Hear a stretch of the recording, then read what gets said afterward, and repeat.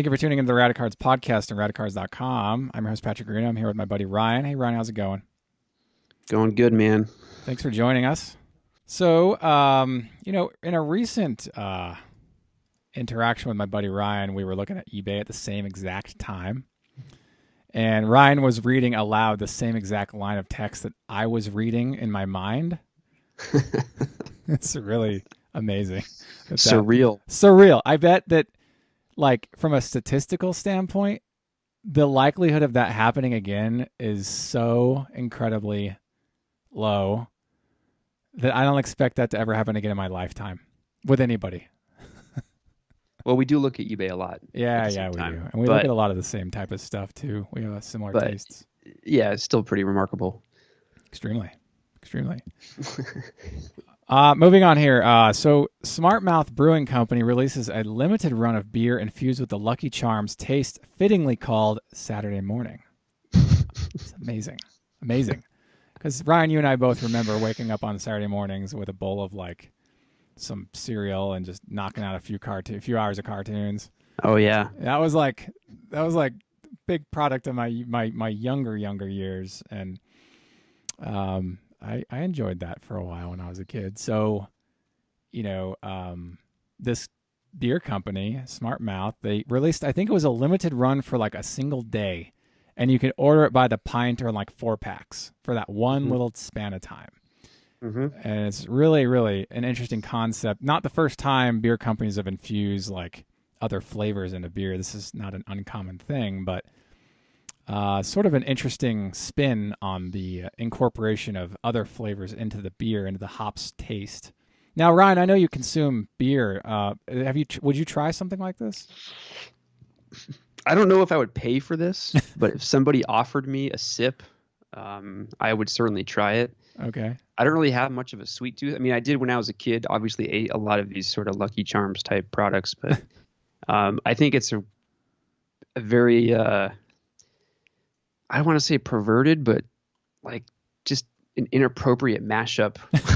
Inappropriate, right? of different taste palettes, and especially if you read the article that we're going to link to, it's an IPA type beer, and if you're not familiar with that, it's more or it's much more bitter tasting, very bitter, than your normal kind of pale ale, and so I thought it was interesting that they chose to mash up the very sweet taste of Lucky Charms with the very bitter taste of an IPA. I would have thought they would have gone with a lighter, more sweeter beer, but I guess we'll have to peruse social media and try and get some reactions out of this, because the beer has really gotten out of hand. I think maybe in a good way, maybe in a bad way, but the craft beer scene is it's like they're just constantly trying to one up each other, and it started with like the fruit infusing of beers, which I think is appropriate, and now it's gotten to this insane level where we're doing Lucky Charms. So I've read a couple different articles on this, and the one I'm linking to doesn't have a lot of comments. As I'm reading this, it's got one, and the comment is a negative one. But the comments I've seen have been kind of like in the middle, like, some like, oh, that's interesting. Others like, I would never try it. So, yes, limited runs, you try them out for a goof, for a gimmick, for a marketing thing, and you move on, and so this is kind of one of those things that helps for PR, I think, and in that way I get it, and it's cool. And actually the artwork on the actual cans, it looks cool. I like it. It's very colorful. It's very reminiscent it's perfectly in alignment with the branding of Lucky Charms as we know it, and absolutely. So really cool. I think it's really cool, even though I'm not a consumer of alcohol. I think this is really awesome branding and really great marketing. And so yes, and if I know that everybody listens to this podcast for beer recommendations. Of course. So I'll go ahead and give you my rule of thumb is if you're new to beer, maybe you just turned 21 or something, German and Belgian and French beer makers got it right back in like the 15 and 1600s. Wow. Those beers are still delicious to this day. I wouldn't mess around with anything else. That's all I buy. I don't really buy a lot of beer these days, but okay. If I am going to buy some, I just go straight to that because they've nailed it. And there's some fun baseball themed beers. I do like there's a brewery in San Diego that does, I want to say, the 357 beer, which is an homage to Tony Gwynn. Oh, 'Cause nice. I think he hit, that was like his career average was 357. So that's a cool beer. It's baseball themed. I'm sure there's some other baseball themed beers I'm forgetting at the moment, but Tony Gwynn one's fun. Yeah, his career average is 338.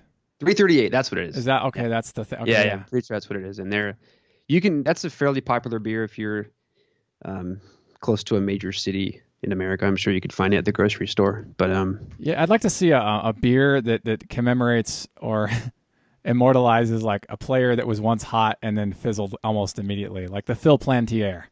And I want to get a beer called the Todd Van Poppel, or the Ben McDonald. All the classic names we all remember in the early 90s, like those great classic names. They're classic names, man. Todd Van Poppel rolls off the tongue. Ben McDonald is almost impossible to mispronounce. Just good, solid names. But yeah, thanks for the recommendations, Ryan. I don't, because I don't consume alcohol, I can't recommend. So it's nice to have you on board to kind of give that sort of weigh in on that sort of thing when we talk about stuff like this. Absolutely. Which isn't very common, but still it's like, kind of interesting from a marketing perspective. So I'm glad we got to discuss it. And probably listeners are like, how does this relate to sports? Well, fans consume alcohol, and so fans are going to understand and appreciate these kinds of things, I think. I would assume, right? Mm-hmm. Even though I don't consume beer, I still, have a respect for the beer companies because they're companies and they service an audience. They fit and fill a need. And so I think it's cool. I mean, I like it. It's fun. So anyway, moving on. I'm going to mispronounce this guy's name, so Ryan, you're going to have to help me here. Man. Hamadou Diallo. Does that sound maybe? I'm gonna say Hamidou. Diallo. Hamidou. Or do we have two L's? I don't think that's a Spanish name. That might be Diallo for all we know. I don't know. Diallo or Diallo. Diallo. So anyway, he's 6'5", and he runs and jumps over Shaq standing up, who is 7'1", and then Crazy. dunks a basketball, and then hangs on the rim by his elbow. I mean, this is like superhuman stuff, man. I mean, look, basketball players, they dunk. I'm always floored by it because those hoops are high. Like they're high up there. So dunking, just by its very design alone, impresses me. But when you're jumping over one of the tallest, most well-known basketball players from flat ground, no ramp, no miniature trampoline, you're doing it running and just jumping. I mean, that to me is like, that's like Michael Jordan from half court status, like that gnarly.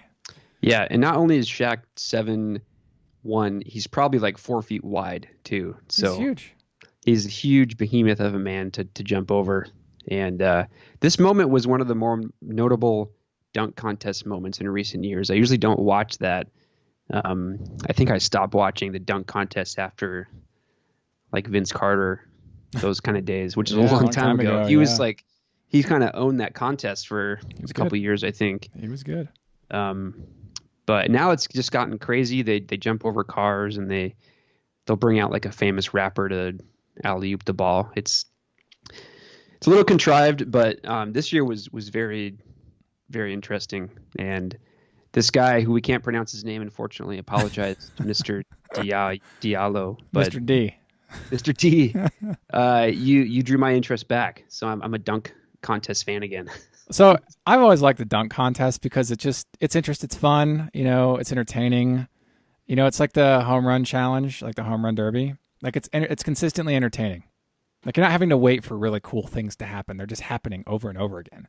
And I like that. I think it's cool. I never made it a point to go watch these things, but if something comes up on like one of my feeds or something and it's a small clip, I'll pay attention. I'll take a look at it, And this is one of those things I was like, wow, this guy dunked over Shaq. Like Shaq is gigantic. Yep. And I think Jordan never ran from half court, obviously, but I think he ran from the free throw line and dunked at one point in the 90s. Maybe the 80s. 80s was it?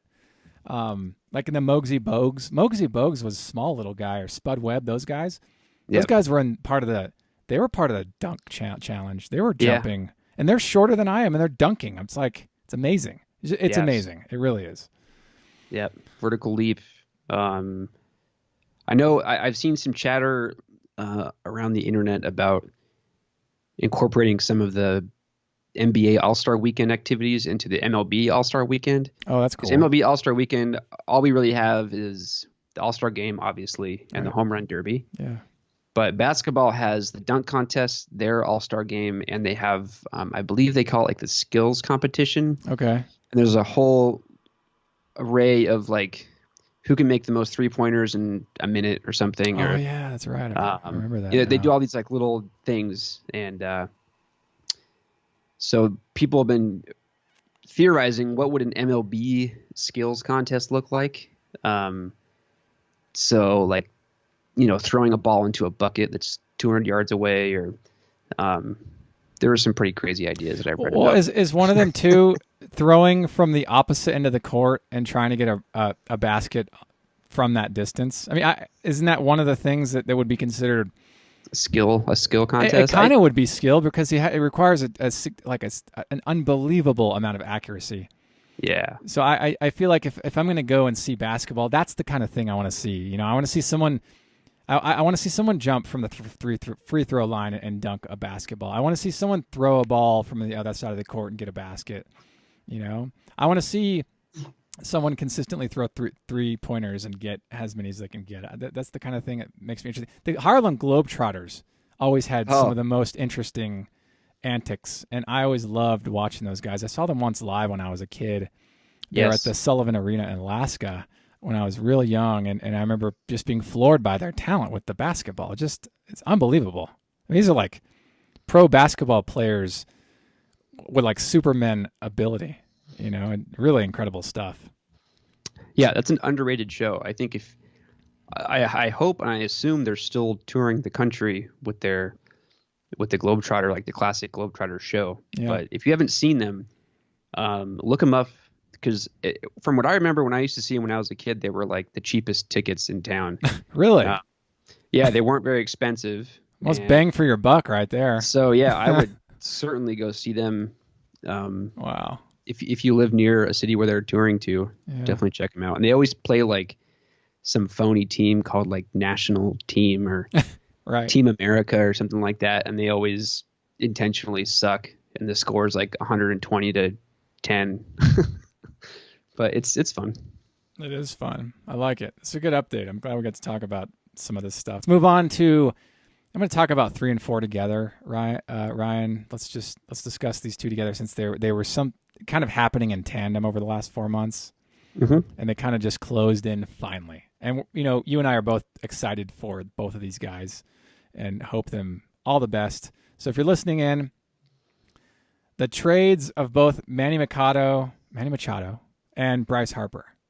So Machado goes with a 10-year contract, $300 million with the Padres. Harper, 13 years, $330 million with the Phillies. It's finally right. I mean, these are really gnarly contracts. So going to start with Manny Machado here. Ryan, what do you think about this contract length?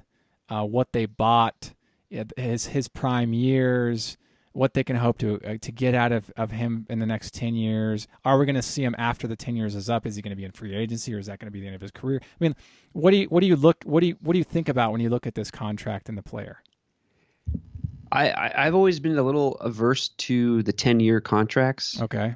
I look at Albert Pujols as an example. Yeah. Now, I love Albert Pujols. We all love Albert Pujols, obviously. He's going to be first ballot Hall of Famer, Of course. one of the best right-handed hitters of all time. Amazing. But when you sign someone to 10 years when they're 31, and Pujols' age has always been a little questionable. So he could be a couple years older than that when He's signed. 60. Yeah, he's actually a 60-year-old man, and it's amazing he's still kicking out there. But Right. the interesting thing about Machado and Harper is I want to say Harper is 26 and Machado is also somewhere in that ballpark. So you're going to get a lot of the prime years out of them. And obviously from a business standpoint, I think the Phillies sold like 100,000 tickets after they signed Bryce Harper. I mean, it puts butts in seats. Right. And if the Padres and the Phillies can string together 5 or 6 years of winning their division and some playoff appearances here and there, it'll be totally worth it. Yeah. Because they'll make a buttload of money. And the last 3-4 years of that deal might be a little sketchy when these guys are in their mid-30s into late 30s. But when this kind of elite talent comes up and you're that young, you kind of have to throw the bank at them and just sort of go all in, make a commitment. Harper's deal specifically is interesting because he has a full 13 years, no trade. So, like, to answer your question, I don't think we're going to see Harper in another uniform. I think he's going to be a Philly. And if he goes into Hall of Fame, he'll probably be a Philly in the Hall of Fame. Well, he'll be 39 when he's done with the contract. There might be a thing where he's signed on for a year with another team. Sure. That happens. I mean, some guys play until their early 40s. It's rarer now than ever, but it does happen. And if he's productive for the next, at least half of the 13 years, at least, then he's poised to continue at least at like some bearable level for the remainder of contract. Now, I'm a Bryce Harper fan, so I'm a little biased. Like, I think he's a superstar, but I also think Manny Machado has a lot of great years ahead of him too. Now, it's my understanding that Manny Machado has an attitude problem. I don't know if you've heard this, but he struggles with interpersonal communication, to say it lightly. So I think that he's got some maturity to overcome, and I think he'll get there. He's 26, so is Bryce Harper, as you mentioned, and these guys are still learning about themselves, I think, in a lot of ways. I think some are more mature than others at certain ages, but I kind of remember when I was 26, and some of my friends were 26. This is pretty normal stuff, I would assume. I can't, not everybody is anything, right? You can't generalize all this stuff. But Right.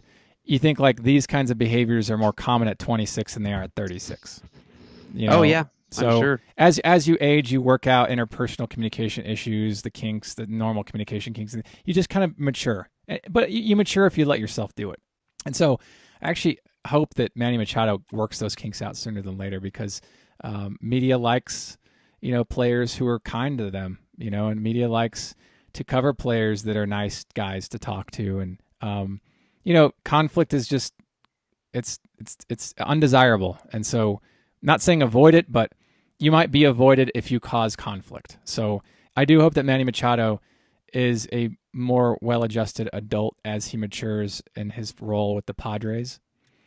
And I wish the Padres all the best with their tenure with Manny Machado. And as far as Bryce Harper goes, I mean, Ryan, you were saying earlier that before we started recording that the Phillies have a good team around Bryce Harper. Yeah. And so can you talk about some of the guys that you come up with? Like, if you're Bryce Harper, you're excited to play with, who are the guys that are kind of on his side at this point to make the Phillies a very dominant team?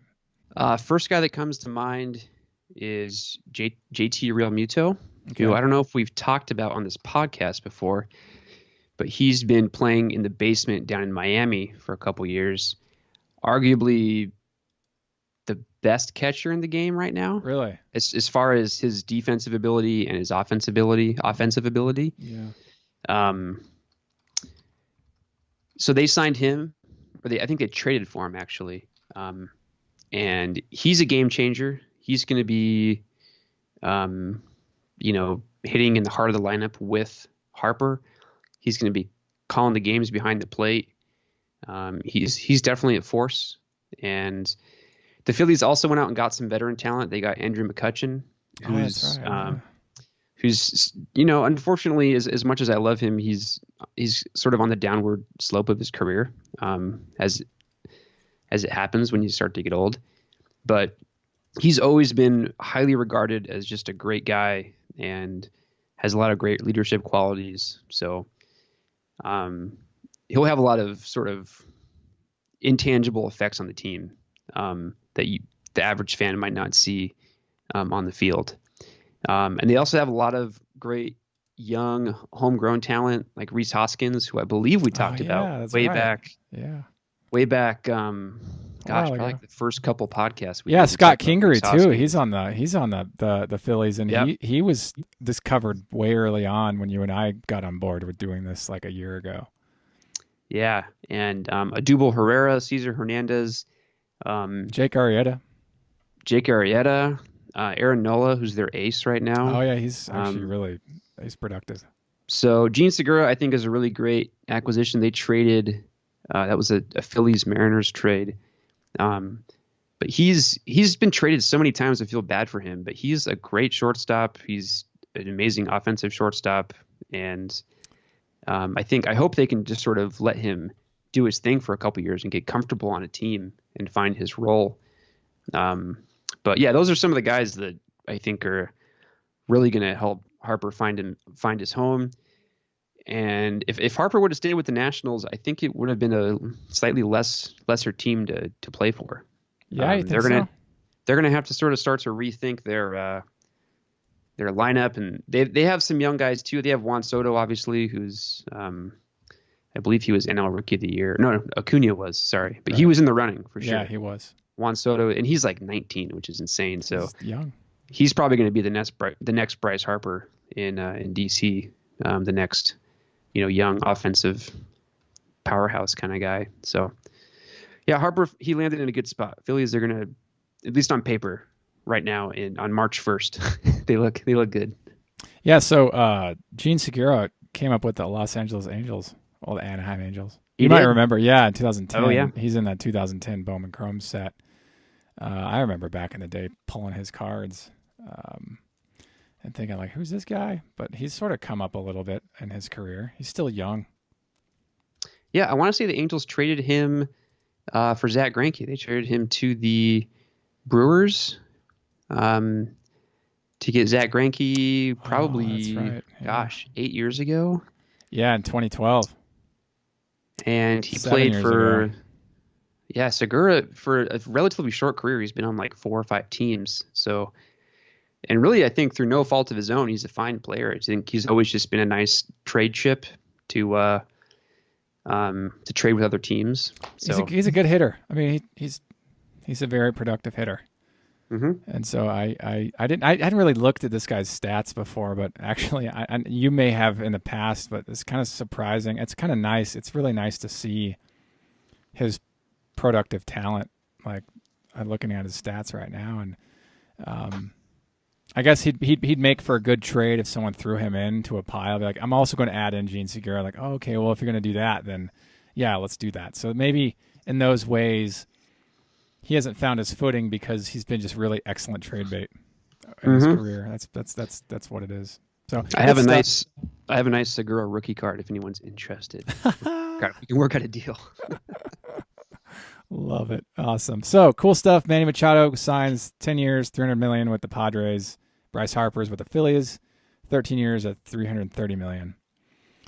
I think about these big contracts, Ryan, and you ever wonder, like, how did they come to 330? Why not 325? You know, like, why was it a solid 300 million with Manny Machado? That's a little bit more believable than the 330. 330, I'm thinking, like, why did they get to 330? Why wasn't it at 325? Why was it at, what about 335? And I get that there's always going to be a budget, but, you know, like, how much talk goes into, like, zeroing in on these numbers? You know, I've wondered this for a while. Like, you look at certain contracts, like that's an odd number.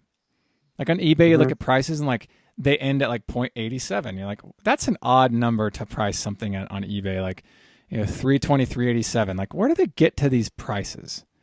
And then I think to myself, it's got to be a percentage markup. Yeah, that's what I would think too, especially on eBay. Yeah. When you see an odd number, someone is just going through and calculating like, you know, a 15% markup on something. Right. And they're not really thinking about what the actual number is. I think with these big contracts we're sort of in that 300 million range, and it's just sort of been building over time. If you look back at, I think Giancarlo Stanton was the last guy to get a huge deal. He was like 325. Huge. Before that, you had A-Rod, who I think had like 297 for 10 years. Was it A-Rod or was it Pujols? But then before that was because Pujols' contract was at the time, I think, like the biggest one that had been written, and that was in 2011.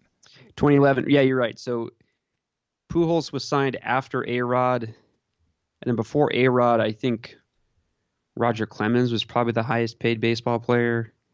But they just, you know, it keeps building and building, and these agents are brilliant in getting teams to bet against each other.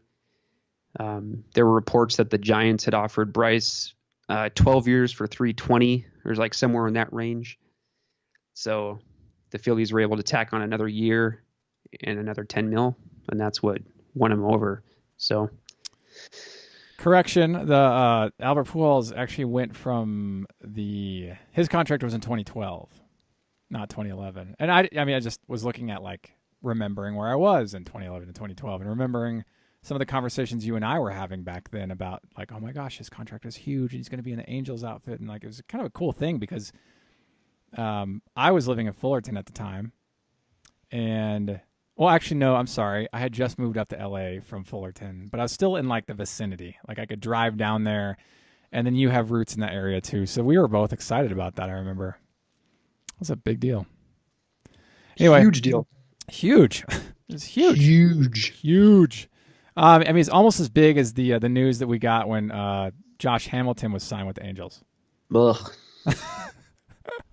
Poor Josh Hamilton. Poor Josh. Poor Josh Hamilton. It was weird. Like Angels picked up all these like amazing players, and the value they got from them was just not what they paid for. Nope. That just kind of was what happened. I mean, I'm looking at Pujols' stats now. Still impressive. Still. Just he's kind of a shell of what he used to be, though. Really. He is. Oh, absolutely. And the Angels are famous, I think, for signing guys past their prime. Yeah.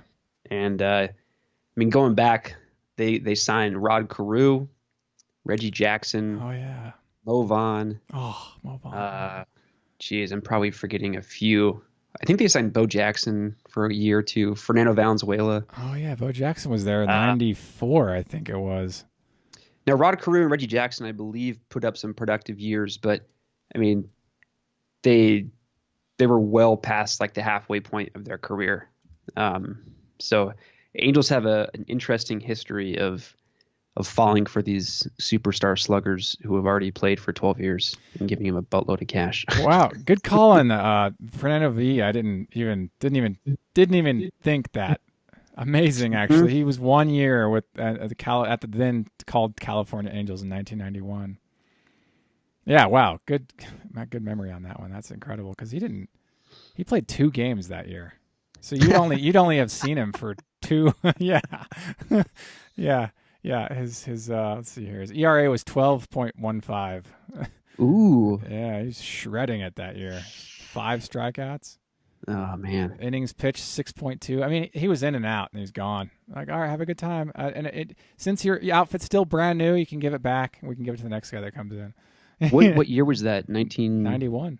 91. Yeah, now I'm thinking like, have I ever seen any baseball cards with Fernando V in an Angels outfit? Now that's a good question. Now I'm gonna like go and see if I can find something.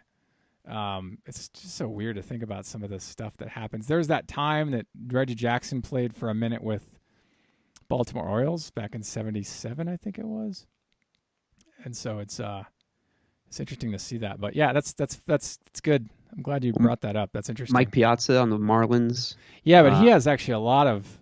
I mean, he does, but that was sort of a product of the hobby at the time. There was just so much stuff. But yeah, that was a big deal. He went to the Mets, like very quickly, within I think a week or two. I mean, he was only with the Marlins for a short time.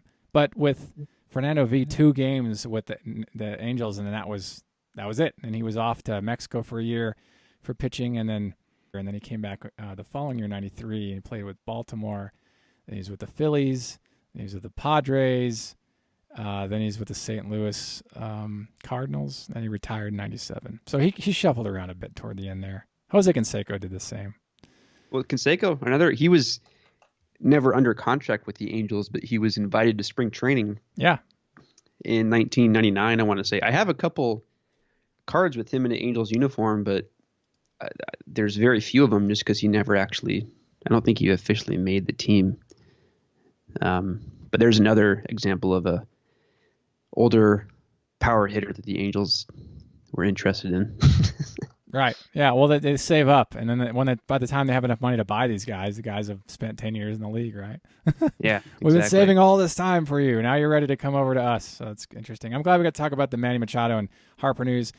I know that everybody was waiting for us to break it because it's never been discovered or discussed yet online ever. You heard it here first. Oh, gosh. It's like, dude, we've been dealing with the Machado and Harper news and tweets and rumors for the last 4 months solid. Solid. And so everybody's like, finally, they signed. Finally. Now we can move on to the next thing, like whatever the next thing is. So cool stuff. I'm happy for them, and I wish them all the best. Moving on here, let's talk about some eBay auctions and things. 1997 Metal Universe PMG Michael Jordan that we discussed in a previous podcast that was pulled. Remember that? Oh, yeah. Yeah, huge. It's the green one. It's the Emerald. They only made 10 copies. First 10 of the print run of 100. Those are the Emerald ones. Well, it was relisted, and then it closed. Get this, $350,000. Well, $350,100 is really where it went. A lot of action on that card. And, you know, I was discussing this online with some fellas, and there's been some, like, talk, like, who would spend that kind of money on a basketball card? Surely it was shilled, blah, blah, blah. But I'm thinking to myself, no, I don't think it was. I honestly think it was a legitimate sale, and the person who bid paid.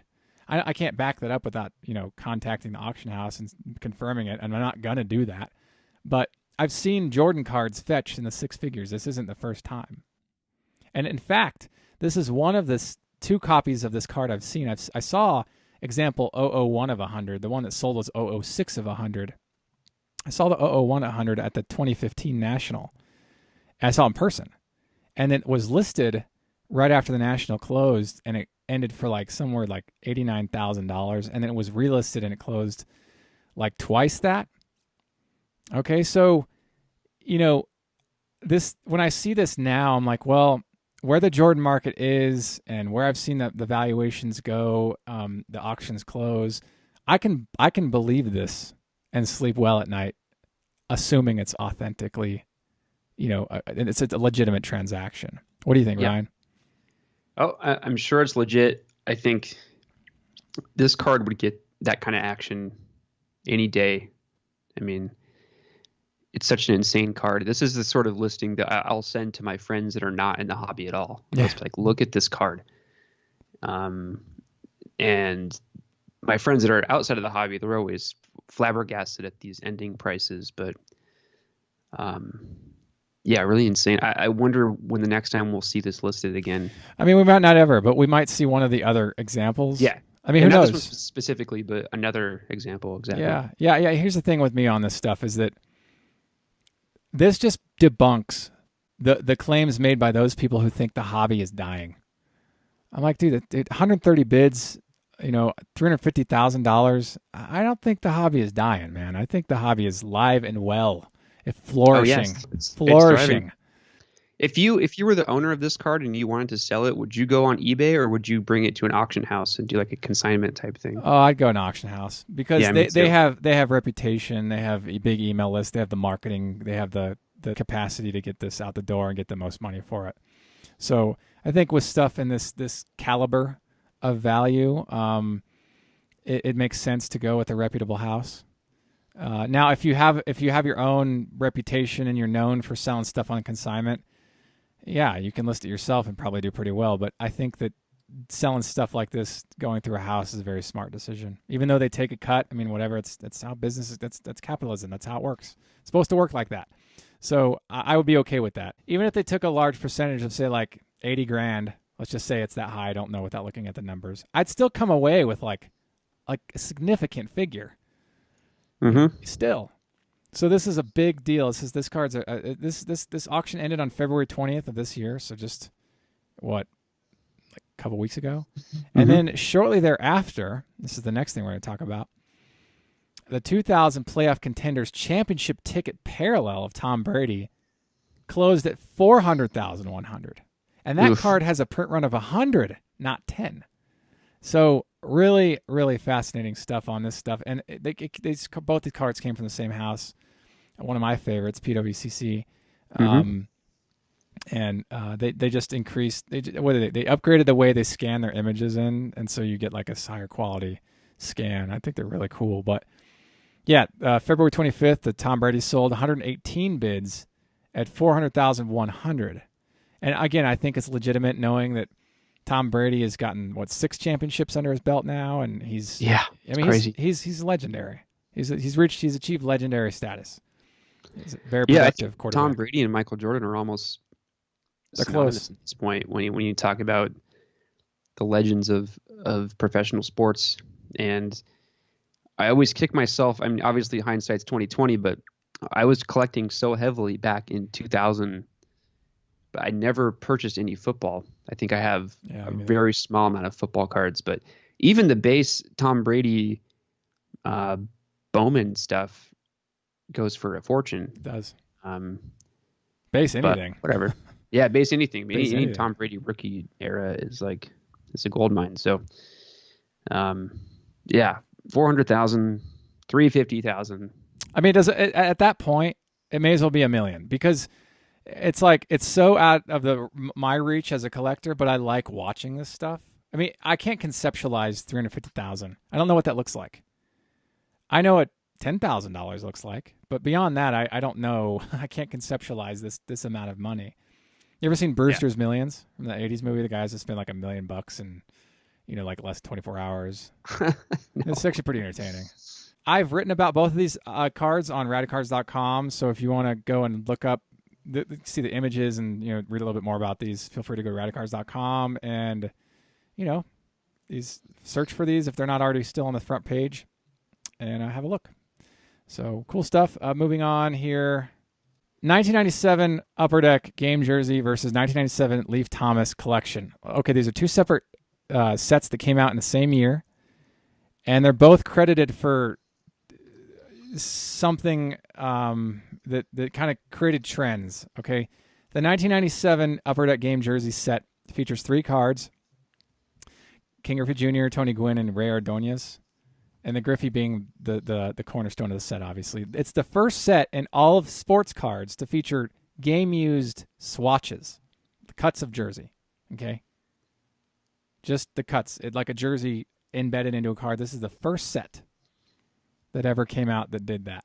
That same year, the Leaf Thomas collection, which is a 6-card set, and each card is serial numbered to 100, and each card in the 6-card set features a different chunk of memorabilia. It's the first set to feature everything else, not just a swatch. Like first set to feature a chunk of a bat, first set to feature a patch, first set to feature a piece of a hat, a sweatband, pants, all the things that are in the set. Is the first set to feature those things. So really the first patches that were ever in cards were in this set, 97 Leaf Thomas collection. I want to make this very clear because I've noticed there's kind of a misunderstanding of which set produced what. And they're both credited for different things. The 97 Upper Deck game jersey set is the first set in the hobby of all of sports cards to feature game-used swatches, just cuts, generic cuts of the jersey. Not patches or anything like that, just the cuts of the jersey, the swatches. 97 Leaf Thomas collection is the first to feature patches and everything else. Mm-hmm. So these are actually both still very highly collected sets even now. The Griffey and the Upper Deck set sells, for $500 and $600. The 97 Leaf Thomas cards can fetch anywhere from $300 to like $700, give or take, standard deviation. So these cards are still heavily collected. And you think, cards numbered at 100, they'd sell for less than what they are. But no, they're legitimately selling for upwards of $700 for the Leaf Thomas. As a Thomas collector, an advanced Thomas collector myself, of well over 7,000 unique cards and collecting him since 1990. I don't have a single card in this set. And that tells you, that should tell you how difficult these are to find and how difficult they are to finance when they do surface. I mean, they're rare and they're super expensive. And so, going back to skateboarding stuff, when I was younger, I was in high school, and I used to hang out with my skater buddies at lunch, and one of those kids asked me, the skate videos that I owned. And I told him the skate videos. He's like, "But do you have Welcome to Hell?" That's a Toy Machine video that came out in the mid '90s. Is like a really pivotal video for skateboarders, just the skateboarding industry. I was like, "No." He's like, "Well, you don't have any videos." And then I remembered that the first video I ever owned was a VHS tape that was recorded Welcome to Hell and another skate video. So I actually did have that. That was the first video I ever owned. But because I didn't have when I answered no to this guy's question, he said, "Well, you don't have any." Sometimes I feel like that I don't have any Leaf Thomas cards from '97, the Leaf Thomas collection. I feel like I don't have any Frank Thomas cards. I feel like my collection is kind of like bearish without them. But at the same time, I know for a fact my collection isn't bearish. I've got some of the more collected pieces, that people want but can never find. There's certain pieces of my collection that are super, super highly rarer than any of these Leaf Thomas collection cards. But still, I feel like my collection lacks in that area, and it's kind of like, without saying it any better, it's my collection feels naked without them. It just does. But whatever, that's just neither here nor there really. But I just wanted to kind of talk about these two sets because they're both important for two different reasons, but they both came out in the same year. So Ryan, you've seen these, right? Yeah, I wasn't super familiar with the Thomas collection stuff. I am familiar with the Upper Deck set. I think it would be cool to acquire the Griffey one day. It's obviously pretty low on my priority list. It'd be very expensive, yeah. But looking at these Leaf Thomas collection cards, I kind of like the way they look more than the Upper Deck. Right. I've never really been a huge fan of how the Upper Deck looked, but I respect them because of their historical significance. But I'm looking at one of the Thomas examples on eBay right now, and I think it's a much sleeker design. This is a really, really interesting set because of these chunks. This is the first time that we saw chunks like this in cards. Mm-hmm. They're condition sensitive because obviously you've got the black that goes all the way to the edges. That typical conversation we always have. Foil and color goes all the way to the edges. You're going to have condition sensitivity. This is why if they're graded, they're not going to grade out super, super high. Near mint is common. Anything higher is just cherry on the top, but don't wish for it. So yeah, these are cool. I like these cards a lot, and someday I hope to get them into the archive. But if I don't, I've done pretty well. I'm happy with the progress I've made. I'll keep an eye out, obviously, and the pocketbook ready. But they are kind of. I've got other fruit that I got to cherry pick before I can get to these guys. So it might be a couple of years yet, even now, from where I'm sitting before I can lock one in. It might not ever happen, but I hope it does. And so I just want to discuss the two differences here, which is why they're significant. These are two important sets: 97 Upper Deck game jersey, 97 Leaf Thomas collection. So glad we could talk about that. Let's close this podcast out with a conversation on context. Okay, let me just say this. Just because something's serial numbered to 1, i.e. a 1 of 1, doesn't mean it's worth more than something that's serial numbered to 100. Okay? Ryan, you and I both know in the modern market, 1 of 1s are pumped out like in the hundreds, like every week it seems like. Yep. And it's so watered down, the significance. Oh, great, I got a 1 of 1 plate of a guy I've never heard of before that's not even in baseball anymore. Mm-hmm. Like that, you could sell for like $15, $10, $5 if you're lucky. But then you got 97 Flair Showcase Legacy number to 100 of like a Griffey or a Ripken or a Thomas, and that can close, for $80 on up to hundreds depending on the card and the row and whatever else. So serial number isn't really a benchmark for anything.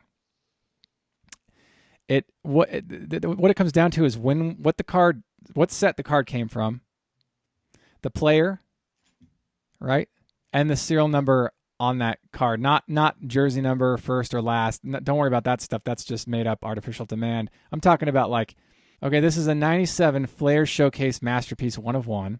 These are the first pack issued 1 of 1s, by the way. Or a modern printing plate pulled out of 2019 Bowman of a player you've never heard of. Which would you rather have? That's like a no-brainer. Now let me go further with this. Let's say you pull a 1 of 1, that same guy, the plate of a guy you've never heard of in 2019 Bowman, or a 97 Flair Legacy, number to 100, like this, just a standard Legacy collection of a player you have heard of, and you liked, and he became a star, if not a Hall of Famer. Which would you rather have? No brainer. Which one? Hall of Famer. Yeah, right. Totally, because he's proved it. And some might argue, yeah, but you don't know. You might get a guy who's like when I pulled the Josh Donaldson Superfractor in 2010. I didn't know who Josh Donaldson was. I didn't know if he was going to become anything. I even talk about this in the blog post I wrote about it. One of the first blog posts on Radicards ever published. I didn't know he was going to be an MVP or be a good player. It wasn't until years later that we found that out. But yeah, so those instances do exist, but is it better to know the information out of the gate, knowing that he did really well? Like, you buy a Mickey Mantle card, you know his career, it's done. He's not going to be caught, like running a red light. He's not going to be caught, with a domestic abuse report or something. We already know what Mantle has done. He's solidified in history as one of the greatest hitters of all time. But we don't know what we're going to get with just some random guy coming out of a modern product that hasn't proven himself yet. So really, it's like, where should your investment be? Is it in prospecting or is it in firm guaranteed like value? This is kind of like the toss up, and there's going to be an opinion either way. Ryan, what do you say?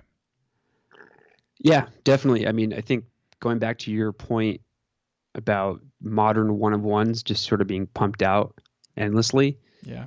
You really have to be wary of that. If you buy a 101 from someone that's had their rookie year in the past 4 or 5 years, it might not be that special compared to something numbered out of 100 or numbered out of 50 from the late 90s. And obviously the player on the card comes into play here, but just because someone's pumping a 101 on eBay and they're making it seem like the most rare piece on the market, don't necessarily buy into that. Leverage tools like Baseball Cardpedia, look at insert ratios. Obviously, if look at others completed listings of similar cards. But yeah, the cards that are numbered out of 100 could definitely be way more rare and way more valuable and way more hobby significant than the one-on-ones that we see in the modern products. Yeah, good point, and thank you for commenting. Can I say something else here too? Let me just get your approval there for your permission. Can we do away with all the eBay one of one propaganda, please? I mean, I'm so tired of seeing eBay one of one shoveled and stuffed into a title on eBay. Just because you're the only person who has it listed on eBay doesn't make it any more significant. Okay?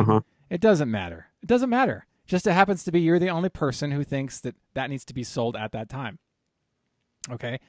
Next week there might be one or two or not any at all, but who cares? What matters is whether or not the audience wants what you're selling. Okay? If they don't want what you're selling, it doesn't matter if you put eBay one of one in, or if you say it's the only one at eBay. Hey, who cares, man? If nobody's buying it, what does it matter? It's been sitting on eBay for years. Who cares if it's the only one? It's the only one sitting on eBay for years going unsold. How do you like that? You know? So I would love to not see the eBay one of one tag added to titles. It's very fluffy, man. The titles get ridiculous. There was one card I was looking at a couple days ago, actually. It wasn't an eBay 101, but it was Superfractor, or a modern Superfractor, like the last couple years. And the title was pretty tame. It said the year, the player, the product, and the very last word was stud. Yeah, because that helps me want to buy the product, right? I'm kind of on the fence, but if you're saying this guy's a stud, then take my money. Yeah. I like it when people put like they put a bunch of exclamation marks. Yeah. Like rookie exclamation mark, but the rookie is like some guy who like scrubbed out after a year's worth of, and then he was gone and it went into obscurity. You're like, don't try to hard sell me on something that's essentially garbage. Like if I'll make that distinction. If I'm player collecting a guy, I don't need to be sold on his rookie card. And if it's a really common card, don't try to sell me on it hard like that, because I could just go anywhere and get this thing. Like I see 90 score Frank Thomas rookie card exclamation mark, like 5 of them. I'm like, dude, it doesn't matter. I would never buy that card raw online because the shipping cost completely cuts out any value the card would have by itself. I mean, here's a guy, myself, I bought a brick of 50 of those for $10 back in 2013. you know. So don't try to sell me on a 90 score, heck, 90 any common, unless you're talking Leaf for a pretty good price. I can do Leaf for like $10 shipped, but maybe 7 or 6. But with like the Tops and all the other mainstream products, dude, I can't imagine too many of those are selling raw online with the $3 shipping. You got to pay 99 cents, pay $4 for a card that sells for like 50 cents to a dollar if you're lucky on in the wild, so to speak. So exclamation marks and, I like this one, HOF question mark. I'm like, okay, first of all, putting that there implies that he's not in the Hall of Fame. And it also implies he might not make the Hall of Fame. Like there's certain stuff that you add in, and there's stuff that you can really do without. And I think adding all these these nuggets of fluff essentially is what they are. It's just senseless characters in your titles. Yeah, there was one guy, I don't know if you saw this, one seller, Ron, you might remember this. Maybe you don't, I don't know, but he was selling something, and to get eyeballs on it, he put all the hot players' names in the title. Like Mike Trout, Bryce Harper, rookie card, Bowman Chrome, Superfractor. And then he was selling like a guy that nobody had heard of, but it was like a low numbered parallel to like 25. And I'm like, I get the idea to market it, but that's a little deceiving, because if I find that in my search listings, I'm like, dude, I don't want to, that's not what I was looking for. It's annoying. That's annoying.